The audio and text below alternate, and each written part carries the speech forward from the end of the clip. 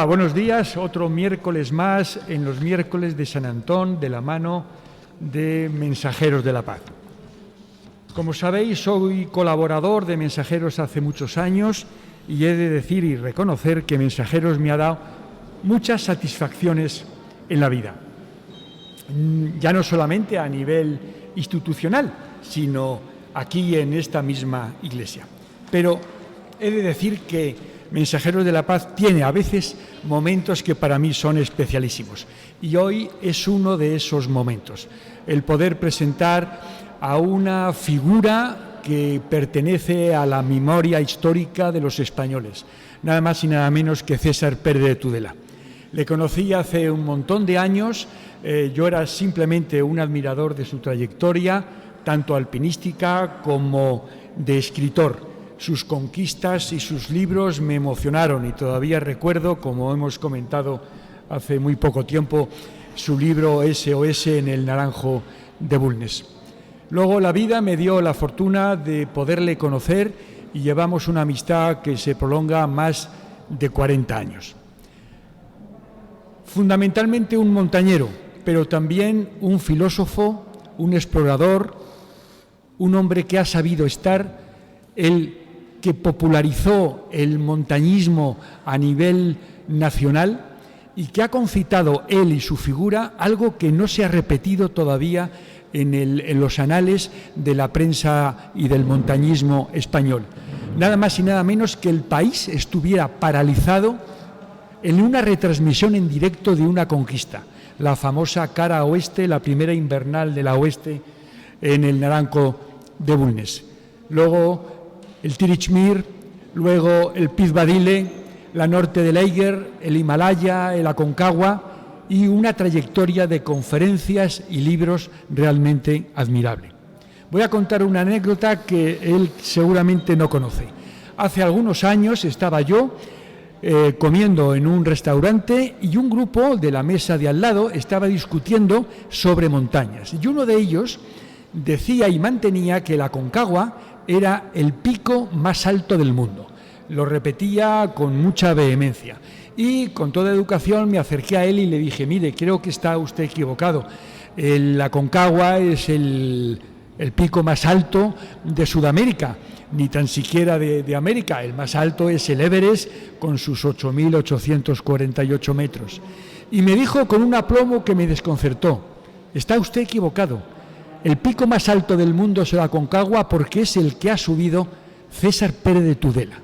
Me pareció una razón absolutamente contundente y dejamos las cosas así. Nada más y nada menos que hoy nos va a hablar de la montaña y de la vida, en un equilibrio sutil, pero que César ha sabido simbolizar. Con todos vosotros en los miércoles de San Antón, de la mano de Mensajeros de la Paz y del Padre Ángel, César Pérez de Tudela. Adelante, César. Federico, buenos días. Sí, con todo su permiso me quito la mascarilla, porque efectivamente no se piensa lo mismo con este especie de bozal puesto que sin él. Gracias, Federico, por tu presentación, con esa memoria privilegiada que siempre has mantenido. Todavía te recuerdo cuando eras un niño y yo estuve en tu colegio hablando de montañas. Efectivamente, gran parte de mi vida, los últimos 60 años, yo creo que he sido uno de las personas que más conferencias y que más me he tenido que dirigir a los demás. Lo de hoy es un caso excepcional, es una cosa propia de esta casa, ¿no? de esta iglesia que yo conozco desde que tenía los 8, los 9, porque fui al colegio Escuelas Pías de San Antón, y esta era la iglesia de la iglesia del colegio. Sí, lo recuerdo perfectamente cómo coincidíamos aquí de todos los cursos, sí. Y ahora, pues ahora, claro, a ver, 70, 80, 70 y tantos años después, aquí estamos. No puedes, no es adecuado poner diapositivas para que hables, cuentes tus experiencias por el mundo de la montaña. Yo me quedé en una pieza, digo, pero es que hablar durante 45 minutos, hablar sin llevar papeles. Yo dije, pues yo no lo entiendo, ya veremos cómo sale. Pero yo, claro, confío siempre en personajes de la categoría humana e intelectual de Federico Acaso del Tell. No se me olvidará nunca del Tell. Sí, Federico me ha conducido a dar el pregón de Cercedilla, donde había tan buenos montañeros. Recuerdo que yo en el pregón mencioné a los esquiadores de fondo, a Julián Velasco, que había sido profesor de esquí de la Reina, estaba allí también Mario Morales, el Chanina, que fueron de los primeros que estuvieron en las montañas de la Bola del Mundo, en aquellas antenas que se realizaron. Sí, donde está Federico Acaso, está la inquietud, está de alguna forma, en este caso al mismo tiempo, pues la generosidad, ¿no? La generosidad de hacer para ayudar esta ingente y humanísima misión del padre Ángel. Por tanto, estoy muy contento de haber venido desde Torrelodones con el tráfico, incómodamente, pero he llegado a tiempo de sobra. Si yo decía, ¿y qué digo yo en esos 45 minutos? Hombre, 45 minutos no es nada si yo he tomado algunos apuntes de mi vida, pero recuerdo que de muy niño yo vi una película que era La Torre Blanca, que era una ficción de los Alpes, con aquella... Sí,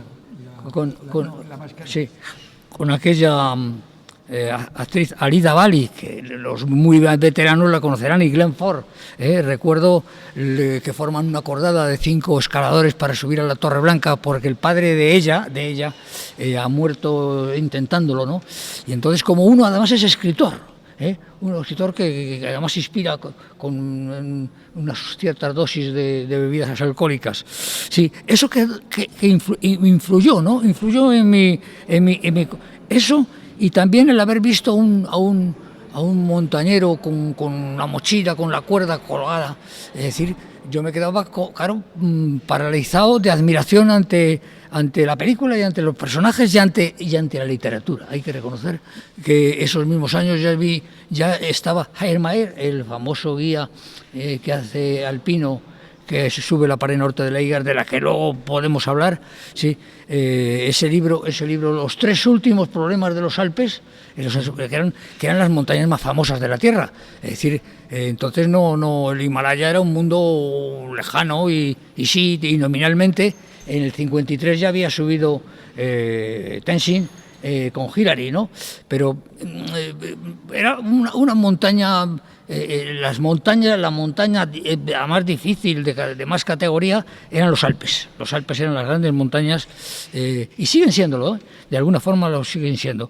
Bueno, pues recuerdo que claro, la lectura de aquellos libros, el recuerdo de aquella película, la imagen de algún montañero con la cuerda,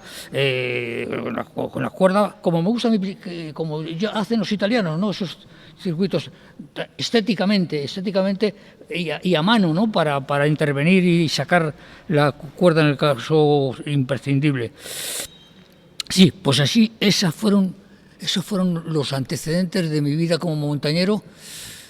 Mis primeras salidas a la montaña, yo me daba cuenta de lo duro que es el ir cuesta arriba. Lo que cuesta la cuesta, ¿no? Lo que cuesta ese enorme esfuerzo. Pero claro, luego venía la compensación de las canciones.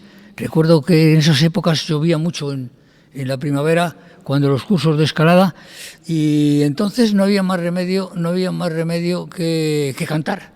Y entonces las canciones de entonces hay que reconocer que eran preciosas canciones, con estrofas poéticas, era poesía con música, ¿no? Y entonces a mí me tenía subyugado.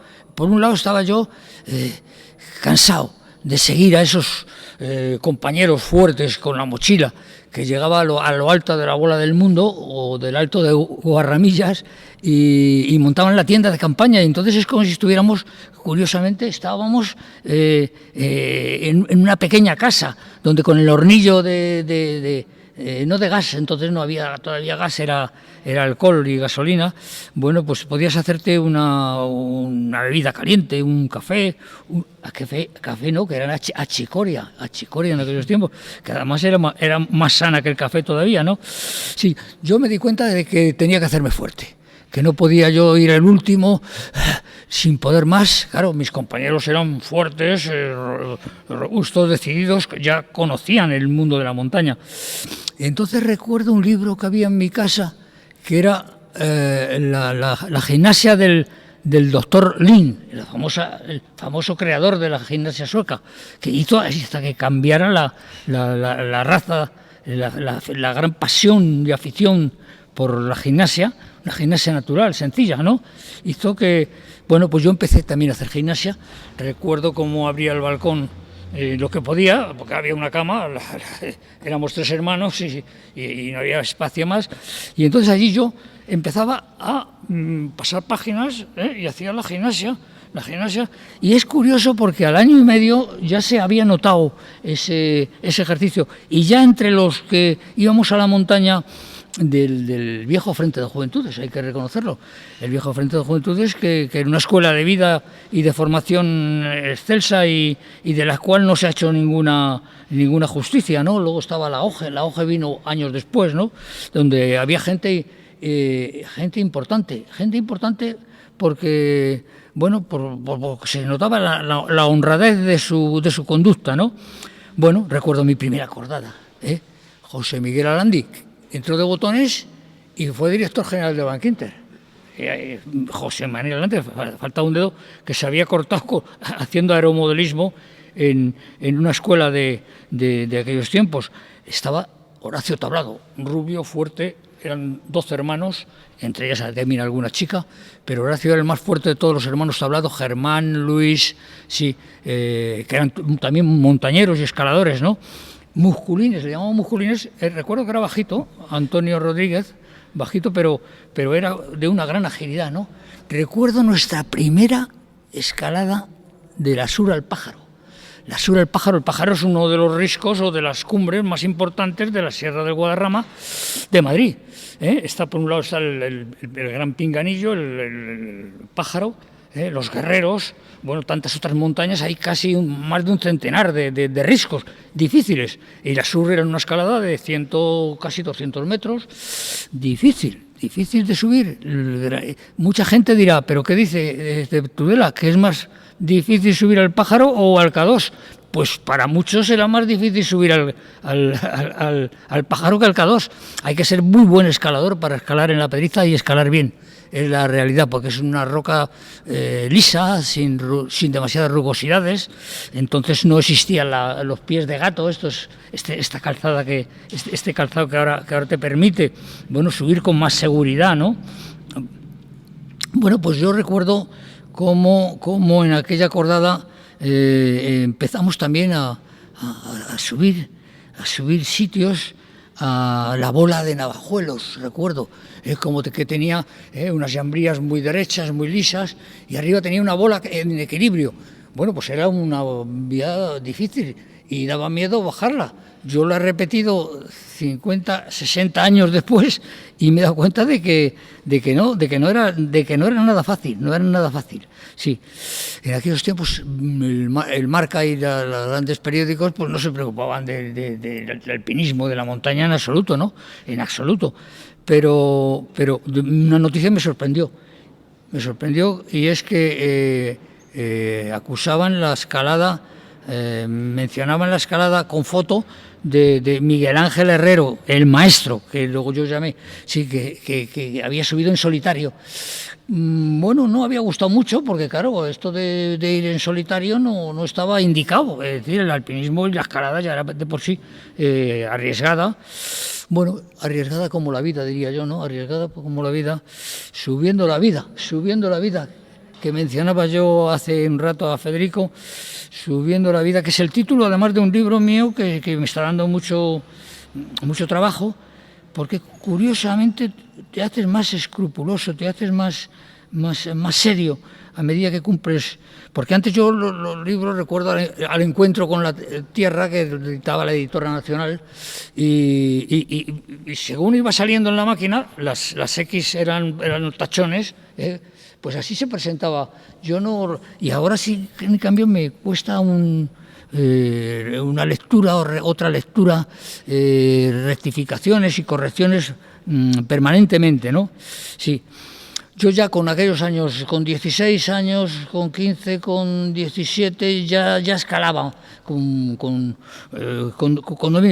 yo no iba a decir mejor que ahora, porque sería una verdad, ¿no? La Sud del Pájaro, yo llegué a hacerla en aquellos años 36, 37 veces, y yo delante de la cuerda. El delante de la cuerda, quiere decir, tiene importancia grande, el tema de ir delante, porque si te caes y vas delante, es que te has caído. Es decir, si aguantan los puntos de seguro que vas abajo, bueno, pues no pasa nada, aparte del gran susto. Porque claro, el segundo de la cuerda, el tercero, en esa cordada unidos por la cuerda, bueno, si se caen, se quedan colgando de la cuerda, y entonces te quedas colgando de la cuerda y ya puedes seguir subiendo.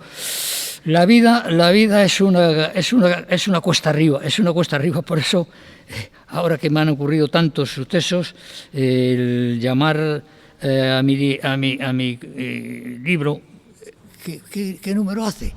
Pues yo no lo sé bien yo, si es del 35 o el 36. Hay que tener en cuenta que esto no es justo, ¿no? Porque hay en Enviado Especial a la Aventura hay una serie hay menos, está mi escalada dura del Peñón de Gibraltar, donde quedo colgado durante 25 horas con el fémur roto, de una cuerda rota, que está en la mitad cortada. Yo cuando a veces que pienso en mi currículum vitae lleno de peligros y lleno de sorpresas y lleno de sobrevivencias, yo mismo me quedo impresionado, ¿no? Sí, recuerdo cómo para mí la montaña no era solo subir, sino era contar, recordar, plantear. Recuerdo que yo creé en el grupo de alta montaña del Club Alpino Guadarrama, que era un club había poco, el Club Alpino Español, la Real Sociedad Española de Alpinismo Peñalara, la Sociedad Deportiva Excursionista.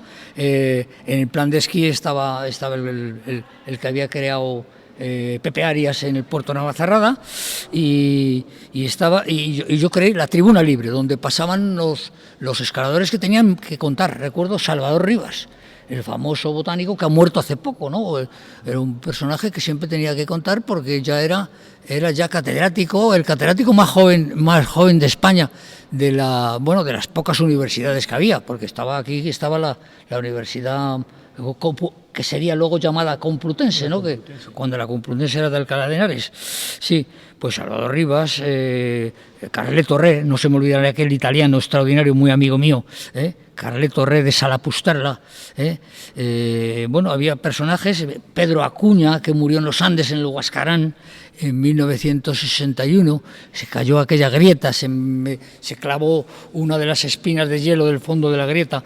Fue a ayudarle Antonio Pérez Ayuso, que en aquellos tiempos ya tenía 1,98 o 99, llegaba muy bien, muy valiente como escalador extraordinario aquel tremendo suceso, además, ¿no? Que ya fue un suceso que llegó a todo el mundo, no de la montaña, sino todo el mundo. Salió en los periódicos, ¿no? Recuerdo el jersey rojo con la raya blanca, efectivamente. Bueno, pues recuerdo aquellos años, la importancia que tenían los libros, y cómo yo perseguía esos títulos que había editado la editorial Juventud de Barcelona. Hemos mencionado antes 3 problemas, los últimos problemas de los Alpes, pero habría libros dedicados a la Annapurna de Maurice Herzog, había libros dedicados al Everest, había libros... Los conquistadores de lo inútil, de Lionel Terray, efectivamente uno de los... eran dos volúmenes, ¿sí? Terray era un hombre de una enorme espiritualidad, que es parte fundamental del mundo de la montaña, su espiritualidad. Sí, yo tengo el honor y la suerte de haber sido designado académico en la Real Academia de Doctores de España. Soy doctor en Ciencias de la Información, sí, y recuerdo que yo conocí esta Real Academia porque en la tercera página del ABC había un artículo de alguien que era ministro que había sido ministro de Justicia y que hablaba de la montaña como el lugar de la espiritualidad.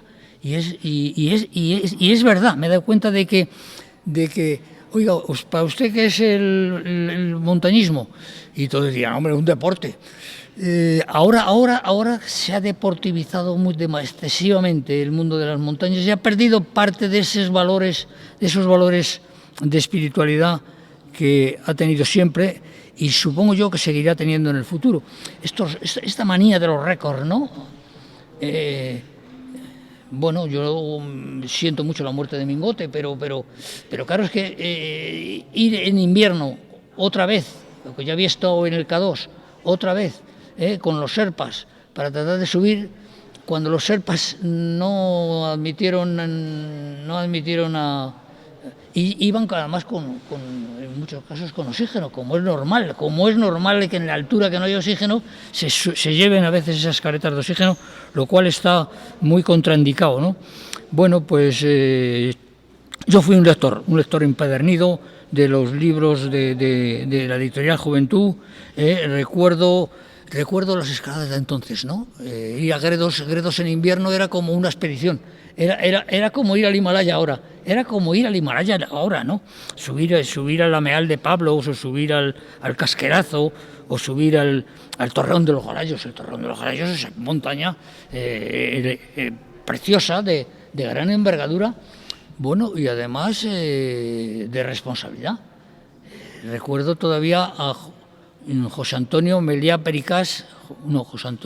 Bernet, el valenciano, que después de hacer una misa en lo alto del Torreón, hay que estar prácticamente con los pies en el vacío, como bajando, retirándose en el rappel, en esos saltos que se daba antes, claro, en aquellas cuerdas de cáñamo, cuerdas y cordinos, que eran más finos todavía, se rompió la cuerda y entonces murió José Antonio Bernet Meliá.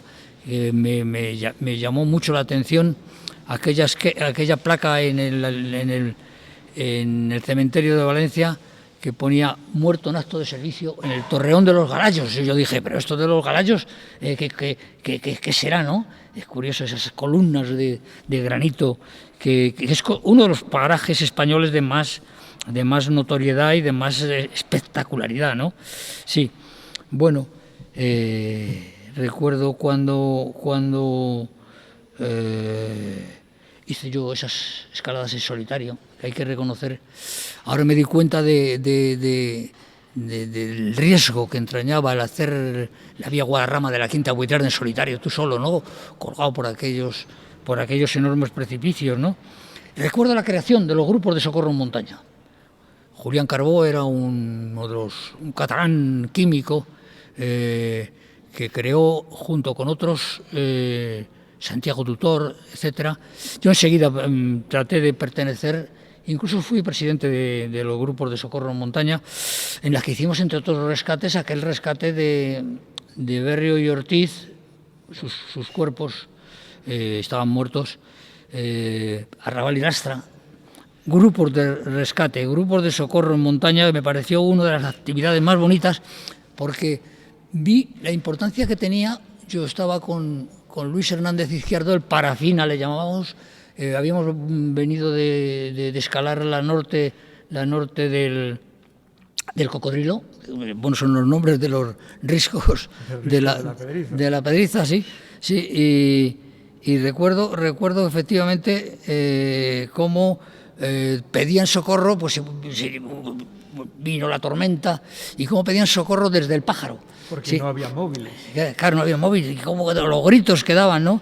Y allí estaba, todavía no se me olvidará nunca, porque el otro día he encontrado un tal escribano que Paco, el escribano, sí, que le llaman el Spuni, no sé por qué, era del grupo castellano de Montaña Cumbres. Estaba también Manolo Cocero, que era un montañero, y otro personaje que con los años descubrí que era el subdirector general de Iberia, ¿sí? Y entonces, claro, enseguida llegamos a un acuerdo de hacer un contrato de yo mencionaría a Iberia en muchos casos, o trataría las fotos entonces no había vídeo tampoco, eran otros tiempos. Hablamos de la prehistoria, sí, claro. Sí. Recuerdo a este personaje que ahora mismo no me acuerdo su nombre, pero vamos, debería de saber porque se portó siempre muy bien, ¿no? Bueno, fui enseguida instructor de la Escuela Nacional de Alta Montaña, de la ENAM.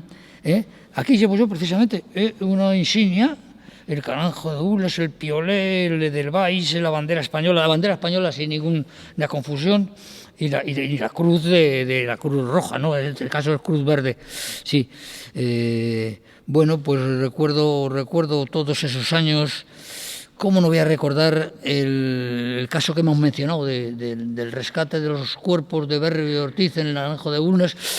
Qué barbaridad le hice yo. Claro, qué barbaridad hice yo porque no teníamos torno, porque el torno se había quedado en un coche, los coches éramos los grupos de socorro en montaña, no era como ahora que llamas y está la Guardia Civil, los bomberos de tal sitio, los bomberos de tal otro. Es decir, ahora van por duplicado o por triplicado los servicios, ¿no? Entonces éramos nosotros los que, yo había venido de Barcelona a Madrid, de Madrid me iba a los Picos de Europa con este personaje del que hablábamos. Carlos Soria y yo íbamos en un coche que íbamos dando volantazos porque nos dormíamos en aquel socorro.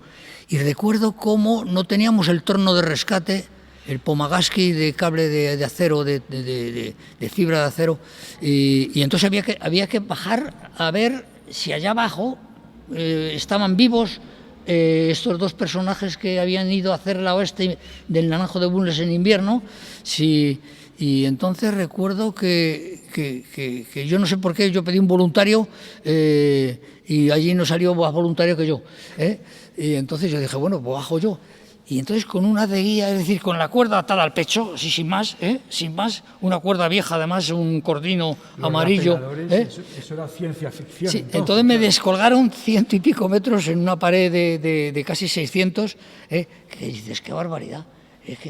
Porque no había arneses, todavía no había arneses. Y los arneses que empezaban después iban al pecho, que era la parte más robusta del organismo. Sí, y yo digo, qué barbaridad, qué suerte he tenido, porque claro, la cuerda rozaba por esas aristas calizas que son cortantes, ¿no?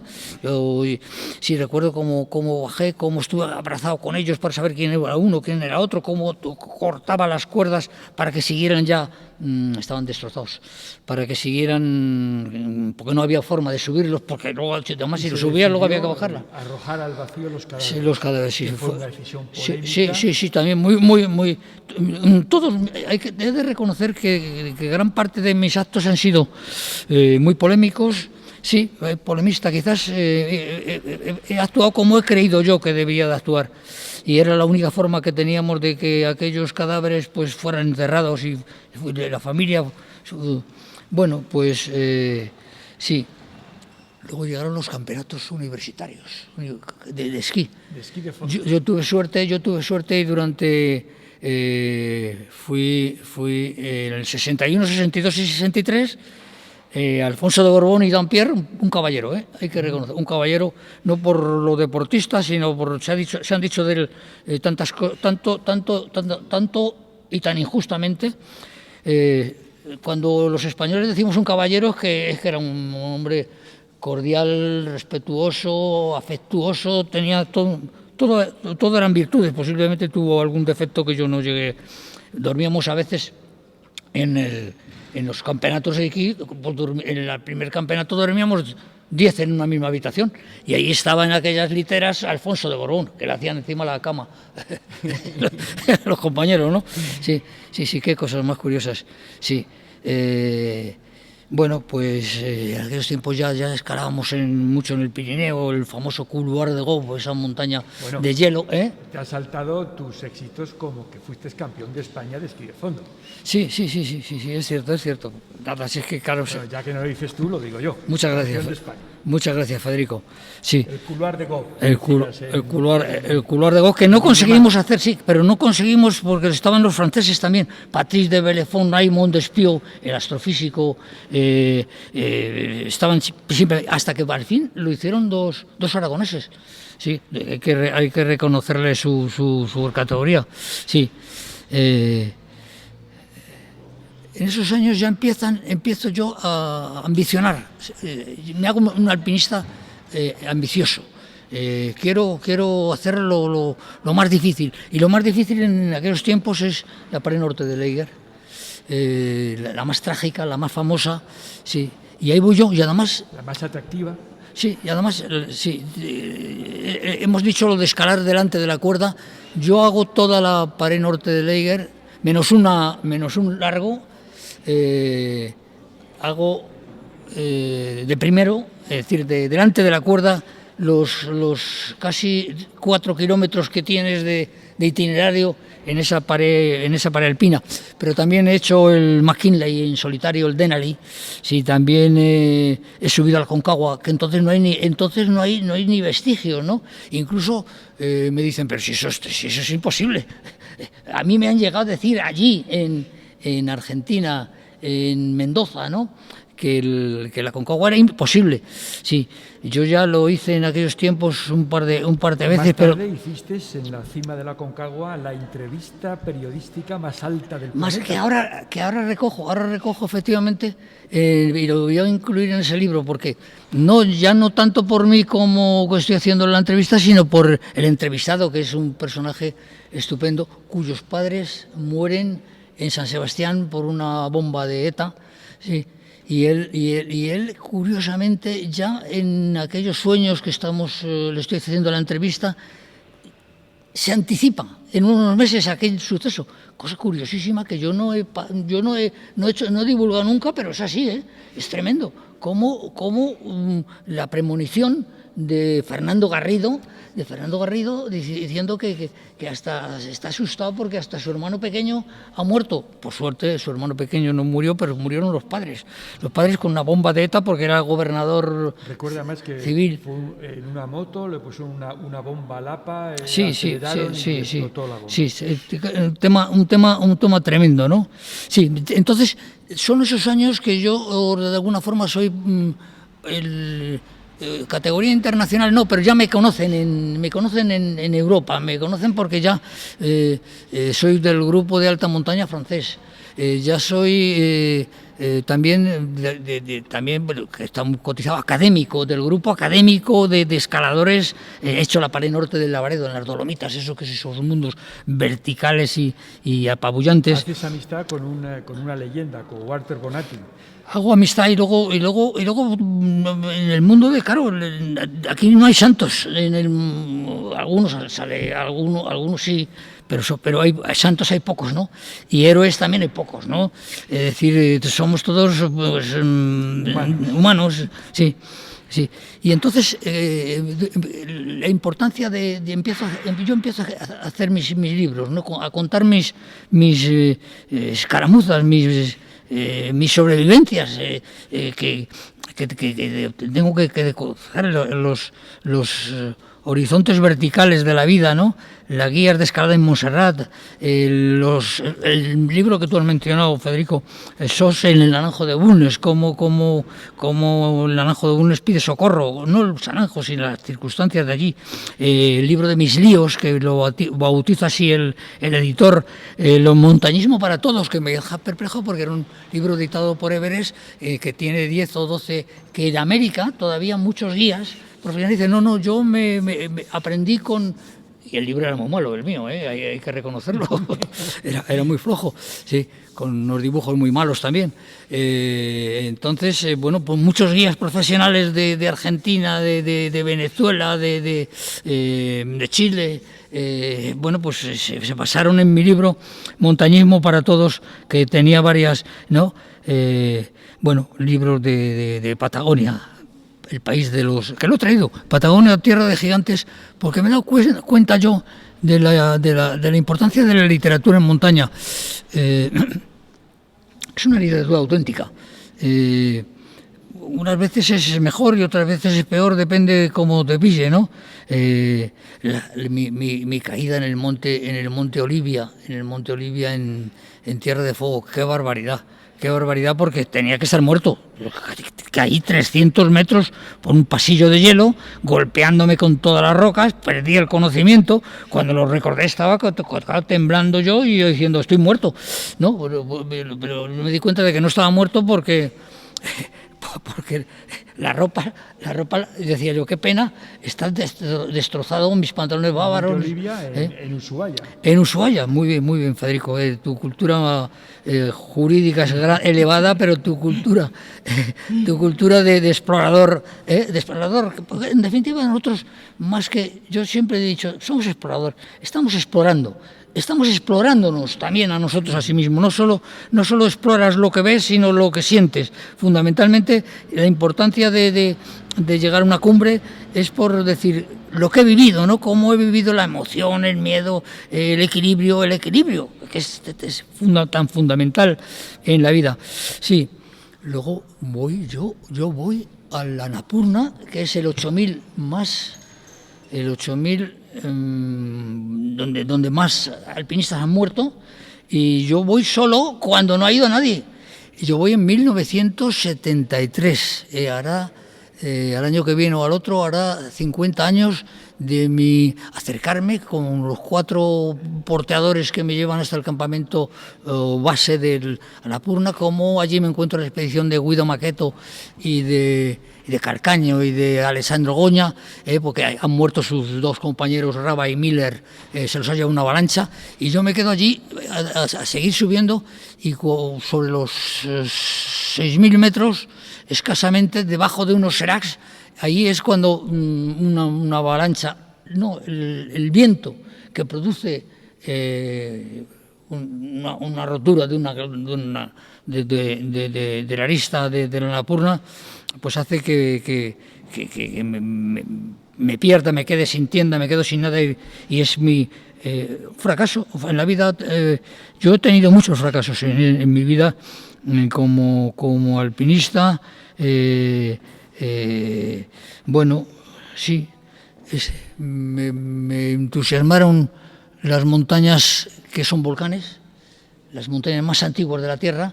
Recuerdo que por Ecuador vi, pues estaba el famoso Cotopaxi, ¿no? Con ese cráter tan inmenso que cuando lo vi, después de haber abierto una vía nueva con mi compañero Navarrete, luego muere en el Annapurna, Navarrete, que es un gran alpinista. Sí. Y después de descender al cráter del Cotopaxi. Y descendo al cráter del Cotopaxi con aquellas mascarillas que yo no sé si algo nos filtran con un libro de las emanaciones sulfurosas del cráter. Un libro precioso de gran formato. Sí, es verdad. Sí, te publicado por Eves, qué bárbaro, Federico. Da gusto tener amigos como tú, porque tú sí que mereces, que mereces que se escriba sobre tu persona, ¿no? Y sobre tu caballerosidad y tu... bueno, pues oye, la vida está llena de fracasos, ¿eh?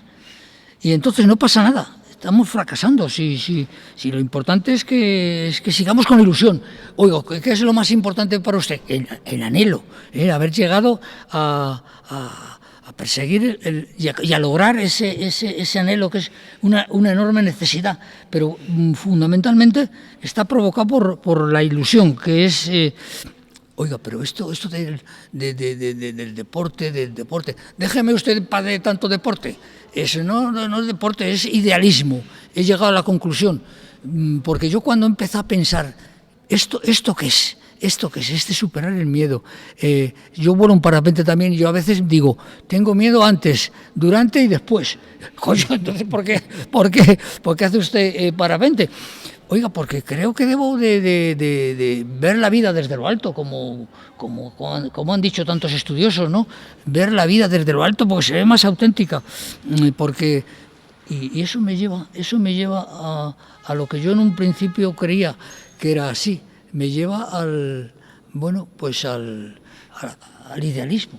Es decir, tengo que leer oiga, pero ¿cómo? Que ahora el trascendentalismo germánico de Kant o de grandes personajes como Martín de Heidegger o Nietzsche tiene algo que ver con el alpinismo.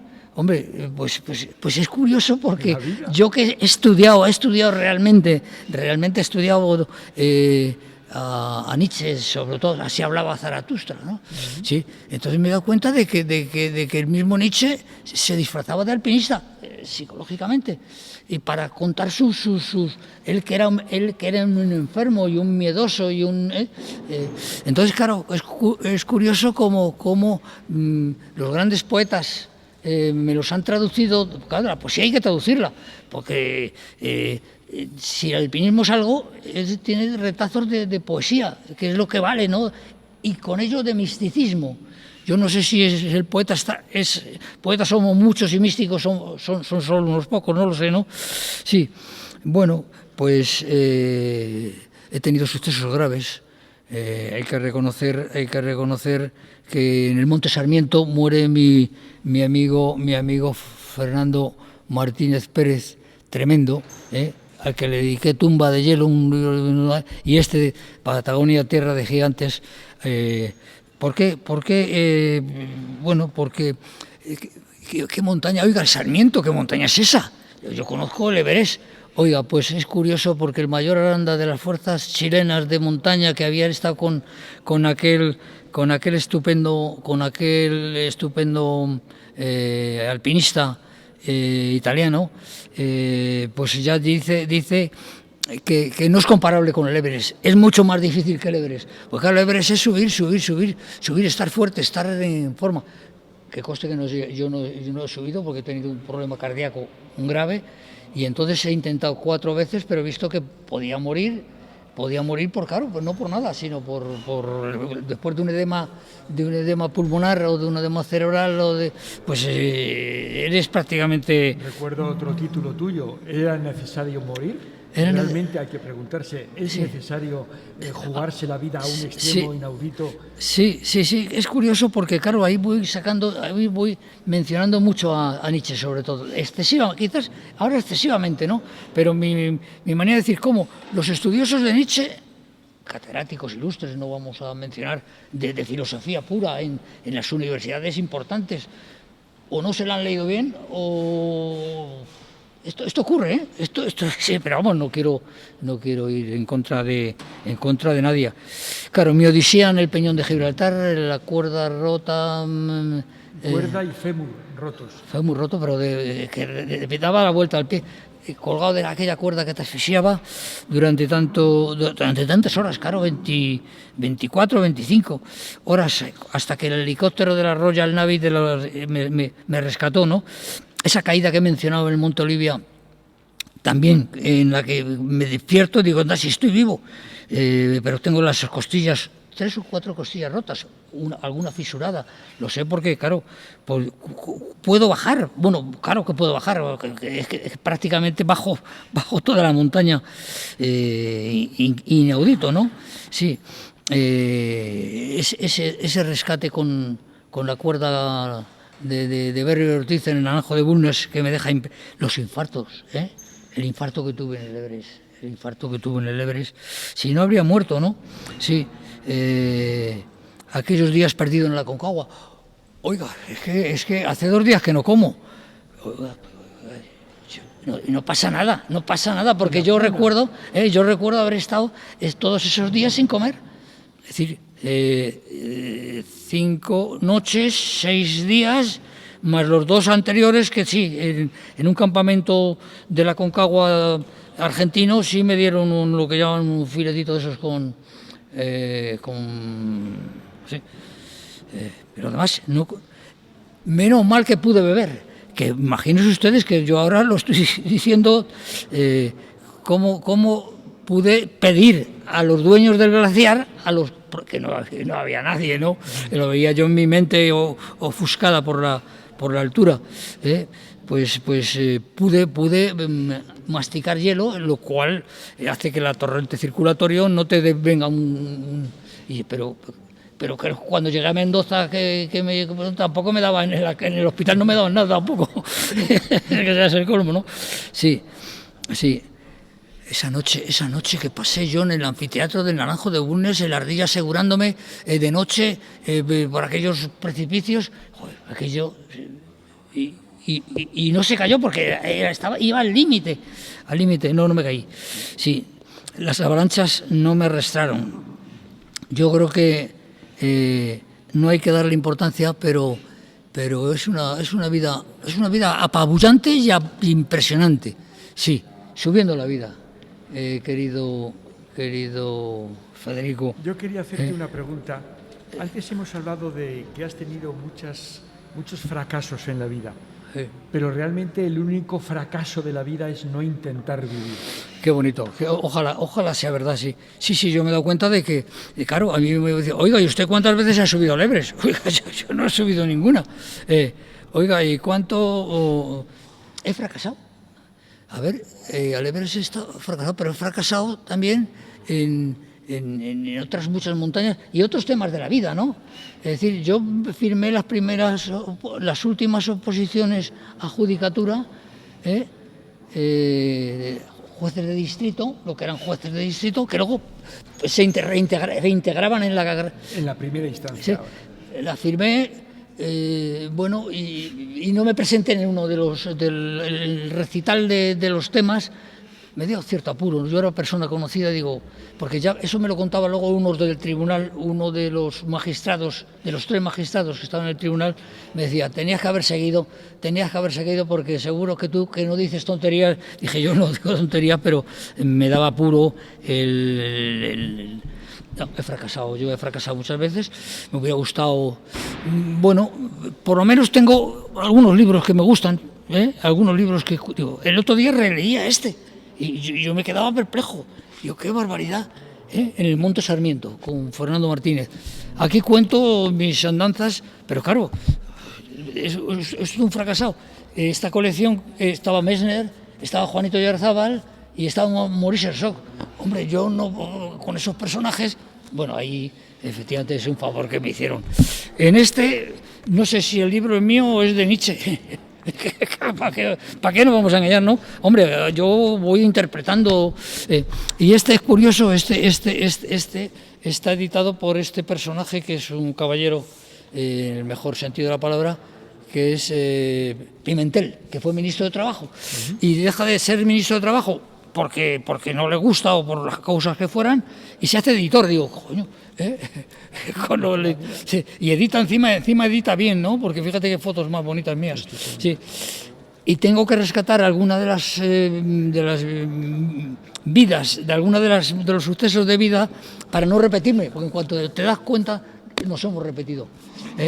César, tenemos que terminar, pero te quiero hacer una pregunta que comprendo que puede ser complicada.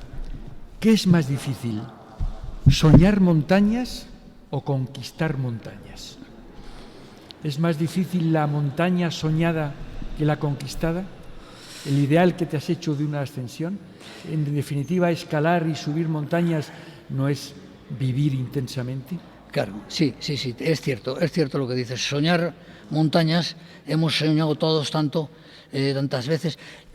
De vez en cuando hay que sentir el miedo, de una forma real, ¿no? Pero fuera de eso, el soñar es mucho más, es un idealismo. Yo recuerdo que di una conferencia en el club de Vitoria, donde Oyarzábal es uno de sus socios, y entonces yo decía, si es que Oyarzábal, que está ahora está superando... Con el COVID, lo acaba de superar. Sí, con 20 y tantos, porque ha repetido, 8.000 que tiene, efectivamente nunca sabes, ¿no? Nunca sabes si eres eso o no eres... Un idealista. En cualquier caso... Los alpinistas son unos idealistas. Es decir, antes lo hemos hablado, te elige la vida, tu afición a la montaña, y de repente te va desde la montaña y se convierte en el vehículo de la vida, en tu formación interna, en la introspección necesaria Sí. que hemos de pasar por este mundo. Sí, sí, así es, querido Federico. Gracias por esta oportunidad en esta iglesia tan bonita. Esta iglesia que yo conozco desde niño, porque iba a las escuelas pías de San Antón. Sí, el haber estado, de esta forma, estas singularidades, Federico, solo son tuyas. No. ¿Se lo dejamos a San Antón? Vamos a dejárselo a San Antón. Bueno, estoy en el convencimiento que con César hemos estado en una cumbre de mensajeros de la paz. Gracias al Padre Ángel, a la Iglesia de San Antón y a estos miércoles de San Antón que van cogiendo cuerpo. Hoy hacemos un mes ya consecutivo de programas. Y un orgullo para nosotros, para los que le hemos admirado, para los que le queremos y para los que nos gusta la montaña. Gracias, César, que sepas que esta es tu casa. Muchas gracias, Federico.